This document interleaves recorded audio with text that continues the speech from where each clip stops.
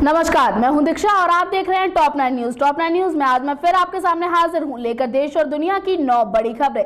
सबसे पहले रुख करूंगी देश की ओर। दिल्ली के कानून मंत्री जितेंद्र सिंह तोमर ने दावा किया है कि उनकी डिग्री फर्जी नहीं है और उन्हें मोदी सरकार द्वारा फंसाया जा रहा है। लेकिन आपको बता दें कि फिलहाल उन्हें अपने पद से इस्तीफा भी देना पड़ा है। फर्जी डिग्री विवाद मामले में गिरफ्तार आम आदमी पार्टी के नेता और कानून मंत्री जितेंद्र सिंह तोमर को फैजाबाद पहुंचने के बाद डॉक्टर राम मनोहर लोहिया अवध विश्वविद्यालय ले जाया गया। यहां उनसे लंबी पूछताछ चल रही है। आपको बता दें, तोमर को आज सुबह फैजाबाद ले जाया गया। अवध विश्वविद्यालय के बाद तोमर को अवध विश्वविद्यालय से संबद्ध साकेत महाविद्यालय अयोध्या ले जाए जाने की तैयारी है। गौरतलब है कि तोमर ने डॉक्टर राम मनोहर लोहिया अवध विश्वविद्यालय से संबद्ध साकेत महाविद्यालय से साल 1988 में बीएससी करने का दावा किया था। वहीं उनकी बीएससी की डिग्री फर्जी होने का खुलासा अवध विश्वविद्यालय की ओर से जनवरी महीने में एक आरटीआई के जवाब में किया गया। याद दिलाते चले कि जितेंद्र तोमर को फर्जी डिग्री विवाद मामले में कल यानी मंगलवार को दिल्ली पुलिस ने गिरफ्तार किया था। गिरफ्तारी के कुछ घंटों बाद ही कोर्ट ने तोमर को 4 दिनों की पुलिस रिमांड पर भी भेज दिया, जिसके बाद देर रात उन्होंने अपने पद से इस्तीफा दिया, जिसे स्वीकार कर लिया गया। इधर तोमर की गिरफ्तारी के बाद से ही दिल्ली के सियासी गलियारों में राजनीति काफी तेज हो गई है।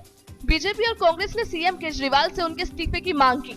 वहीं आम आदमी पार्टी ने इसे मोदी सरकार की साजिश करार दिया। इसी बीच सूत्रों की माने तो कपिल मिश्रा को कानून मंत्री बनाए जाने की कवायद जारी है। बहरहाल आम आदमी पार्टी का सत्ता पर काबिज होते ही विवादों से एक नाता सा जुड़ गया है। फिलहाल अब देखने वाली बात ये होगी कि पार्टी इस मुसीबत से कैसे उबर पाती है। नेक्स्ट 9 न्यूज के लिए गायत्री गुप्ता की रिपोर्ट। सेना के विशेष बल ने म्यांमार की सीमा में घुसकर कम से कम 50 उग्रवादियों को मौत की नींद सुला दिया है। दरअसल ऐसा पहला मौका है जब भारतीय सेना ने क्रॉस बॉर्डर ऑपरेशन के तहत ऐसी सख्त कार्रवाई की हो। मणिपुर में भारतीय सेना के जवानों की हत्या करने वाले आतंकियों को हिंदुस्तान ने करारा जवाब दिया है। भारत ने 18 जवानों की शहादत का बदला लेते हुए म्यांमार की सीमा में घुसकर तकरीबन 50 उग्रवादियों को मौत की नींद सुला दिया। बता दें कि लंबे अरसे बाद भारत ने इस तरह की कार्रवाई को अंजाम दिया है।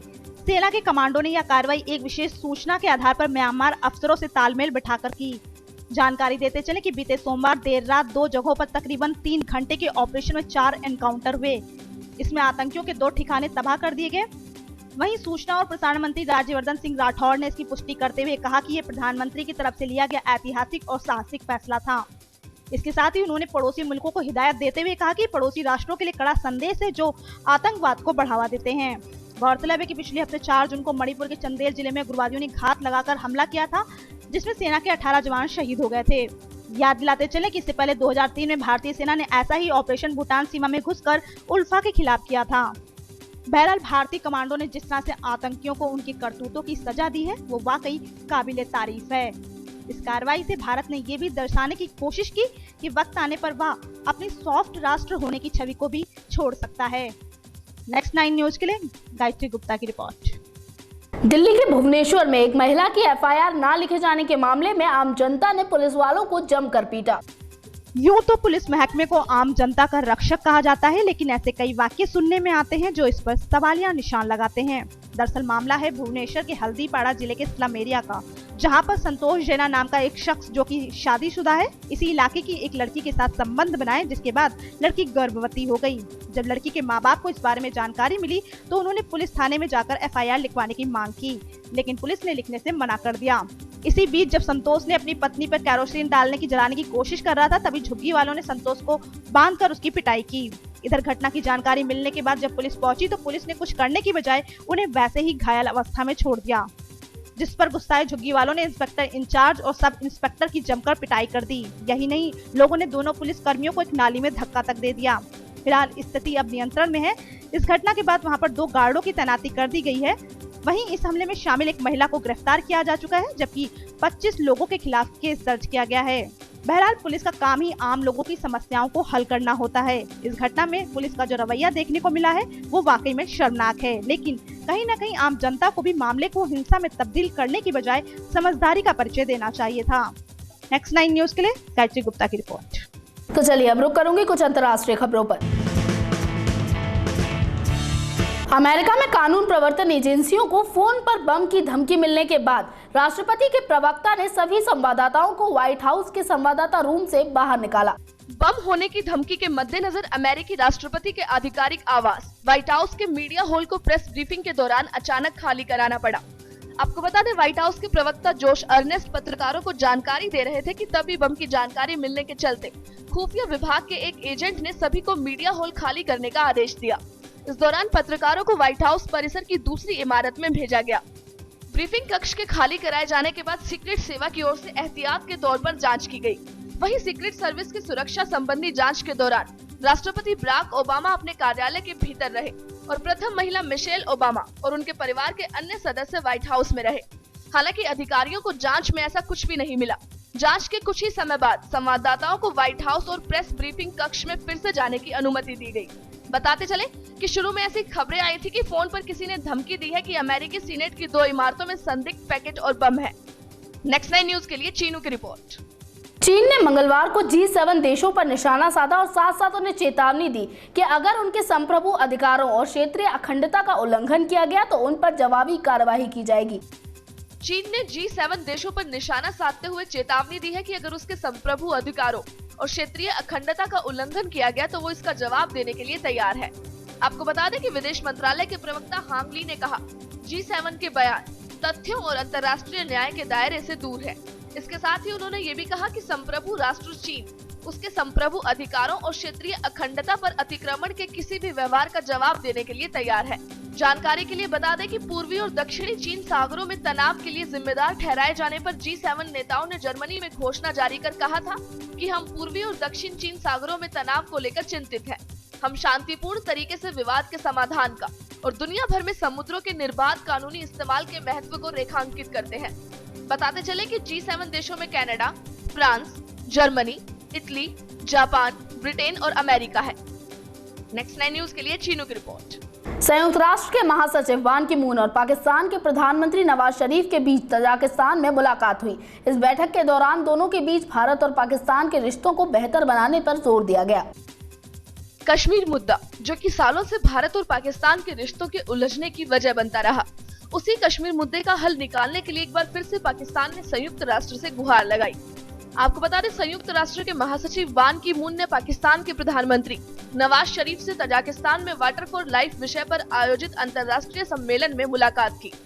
इस मुलाकात के दौरान कश्मीर मुद्दे सहित दोनों के बीच अन्य देशों के साथ संबंधों और आतंकवाद के मसले पर बातचीत हुई। साथ ही पाकिस्तान और भारत के बीच बेहतर रिश्तों की जरूरत पर भी बल दिया गया। भारत पाक संबंधों पर बातचीत करते हुए शरीफ ने कहा कि दोनों देशों के बीच वार्ता प्रक्रिया को बहाल करने के लिए उनके द्वारा उठाए गए कदमों में कोई प्रगति नहीं दिखाई दे रही। इसके साथ ही पाकिस्तानी पीएम ने भारत के नेतृत्व की हाल ही में की गई टिप्पणियों को भी काफी निराशाजनक बताया। उन्होंने कहा कि भारत संयुक्त वार्ता प्रक्रिया को बहाल करने में पाकिस्तान की मदद नहीं कर रहा। शरीफ ने कहा कि कश्मीर विवाद पर उनके प्रस्तावों को लागू करने की जिम्मेदारी संयुक्त राष्ट्र सुरक्षा परिषद की है। दूसरी ओर शरीफ ने पड़ोसी देशों से शांतिपूर्ण संबंध ही उनकी सरकार की विदेश नीति की प्राथमिकता बताई। बताते चले कि साल 2008 में मुंबई हमले के बाद से भारत ने पाकिस्तान के साथ द्विपक्षीय वार्ता रद्द कर दी थी। नेक्स्ट 9 न्यूज के लिए चीनू की रिपोर्ट। तो चलिए अब रुक कर लेते हैं हम बॉलीवुड की कुछ मसालेदार खबरों पर। भारतीय ओलंपिक चैंपियन मुक्केबाज MC मैरी कॉम की कहानी अब बहुत जल्द छोटे पर्दे पर एक एनिमेटेड धारावाहिक के जरिए दिखाई जाएगी। आपको बता दें कि इससे पहले उन पर एक फिल्म भी फिल्माई जा चुकी है। ओलंपिक विजेता बॉक्सर मैरी कॉम पर अब बहुत जल्द ही एक धारावाहिक बनने जा रहा है, लेकिन ये धारावाहिक एनिमेटेड अवतार में होगा। बहुत जल्द भारत की गर्ल सुपर हीरो सीरीज में मैरी कॉम जूनियर में मैरी कॉम एनिमेटेड अवतार में नजर आएंगी। सीरीज के लिए प्रोडक्शन कंपनी स्क्रीनियो क्रिएशन प्राइवेट लिमिटेड के साथ लाइसेंस सौदा पर दस्तखत करने वाली 32 वर्षीय बॉक्सर का मानना है कि लड़कियों को प्रेरित करने का ये एक रोचक तरीका है। उन्होंने कहा कि मुझे लगता है कि बच्चियों के लिए ये और जिम्मेदारी लेने का वक्त है। मैं चाहती हूँ कि लड़कियाँ और मजबूत तथा निडर हो। उनके अनुसार एनिमेशन सीरीज में सुरक्षा पर जोर होगा, वो आज के समय में बेहद प्रासंगिक है। मैरी कॉम ने कहा कि आमतौर पर अभिभावक अपनी बच्चियों के लिए फाइटिंग गेम को लेकर दिलचस्पी नहीं लेते, लेकिन जब हर तरफ अपराध बढ़ रहा है तो उनकी आंखें खुली हैं और इससे मदद भी मिलेगी। आपको बता दें कि मैरी कॉम की बायोपिक फिल्म भी इससे पहले बन चुकी है। इस फिल्म में मैरी कॉम का किरदार अभिनेत्री प्रियंका चोपड़ा ने निभाया था। फिल्म ने बॉक्स ऑफिस पर भी काफी जमकर कमाई की थी। नेक्स्ट 9 न्यूज के लिए दीक्षा की रिपोर्ट। बॉलीवुड अभिनेत्री कंगना रनौत ने सलमान खान के साथ काम करने से साफ इनकार कर दिया है। हाल ही में खबर आई थी कि वो सलमान की फिल्म सुल्तान में उनके अपोजिट कास्ट होंगी, लेकिन अब खबरें आ रही हैं कि उन्होंने इस फिल्म को साइन करने से ही मना कर दिया है। हाल ही में रिलीज हुई बेहतरीन film Tanu it's Mannu returns के जरिए अपने लाजवाब अभिनय का परिचय देने वाली अभिनेत्री कंगना रनौत ने सलमान खान के साथ काम करने से साफ इनकार कर दिया है। दरअसल खबरें आ रही थी कि कंगना सलमान की फिल्म सुल्तान में उनके अपोजिट काम कर सकती हैं। वैसे अगर ऐसा होता तो ये पहला मौका होता जब दोनों एक साथ पर्दे पर नजर आते। सूत्रों के मुताबिक कंगना ने इस फिल्म को साइन करने से मना कर दिया है। दरअसल विशाल भारद्वाज की आगामी फिल्म रंगून की डेट्स इस फिल्म की डेट्स के साथ क्लैश कर रही थी। कंगना ने रंगून पहले ही साइन कर ली थी। इस फिल्म में उनके अलावा शाहिद कपूर और सैफ अली खान भी मुख्य भूमिकाओं में हैं। वहीं कंगना की हालिया release film Tanu it's Mannu returns box office पर धमाकेदार कमाई कर रही है। फिल्म में कंगना के अलावा आर माधवन, स्वरा भास्कर और जिमी शेरगिल भी मुख्य भूमिकाओं में हैं। फिल्म में कंगना ने डबल रोल निभाया है, जिसमें उनका दत्तू का किरदार लोगों ने काफी पसंद भी किया है। नेक्स्ट 9 न्यूज के लिए दीक्षा की रिपोर्ट। कानूनी मामलों में फंसने के बाद आखिरकार केतन मेहता की फिल्म माउंटेन मैन रिलीज होने के लिए पूरी तरह से तैयार है। आपको बता दें कि ये फिल्म बिहार पर केंद्रित है। काफी समय से कानूनी मामलों के चलते अटकी फिल्म माउंटेन मैन इस साल फाइनली अगस्त में रिलीज होगी। बता दें कि केतन मेहता की ये फिल्म पिछले 2 साल से अटकी हुई थी। इस फिल्म में संजीदा अभिनय करने के लिए मशहूर एक्टर नवाजुद्दीन सिद्दीकी भी मुख्य भूमिका में है। साथ साथ ये भी बता दें कि फिल्म बिहार की एक सच्ची घटना पर आधारित है। दरअसल धनंजय कपूर ने फिल्म निर्देशक केतन मेहता पर मुकदमा दर्ज किया था। उनका कहना था कि इस फिल्म को वो बनाने वाले हैं। वहीं कोर्ट ने धनंजय की इस दलील को गलत बताया है और अब इस फिल्म को फाइनली रिलीज करने की तैयारी कर ली गई है। खबरों के अनुसार केतन मेहता ने केस जीत लिया है और इसे रिलीज करने की जिम्मेदारी वायकॉम मोशन पिक्चर्स ने ली है। फिल्म दशरथ मांझी की बायोपिक फिल्म है, जिन्हें बिहार में माउंटेन मैन के नाम से जाना जाता है। दशरथ मांझी की पत्नी का इलाज के अभाव में देहांत हो गया था। वहीं उनका घर अस्पताल से 75 किलोमीटर की दूरी पर था और अस्पताल तक पहुंचने के लिए एक पहाड़ को पार करना पड़ता था और लगभग 22 साल की मेहनत के बाद दशरथ मांझी ने पहाड़ को काट कर रास्ता बनाया था। और उनकी इसी सच्ची घटना को अब फिल्म का रूप देने जा रहे हैं केतन भगत। और इसमें नवाजुद्दीन सिद्दीकी, जो कि मुख्य भूमिका में है, वो फिलहाल अपनी आगामी फिल्म बजरंगी भाईजान को लेकर काफी व्यस्त है और वो बहुत जल्द ही सलमान खान के साथ साथ शाहरुख खान की फिल्म में भी नजर आने वाले हैं। नेक्स्ट 9 न्यूज के लिए दीक्षा की रिपोर्ट। तो ये थी आज देश और दुनिया की 9 बड़ी खबरें, लेकिन तमाम बाकी बड़ी खबरों से जुड़े रहने के लिए आप लॉग इन करें www.next9news.com। नमस्कार।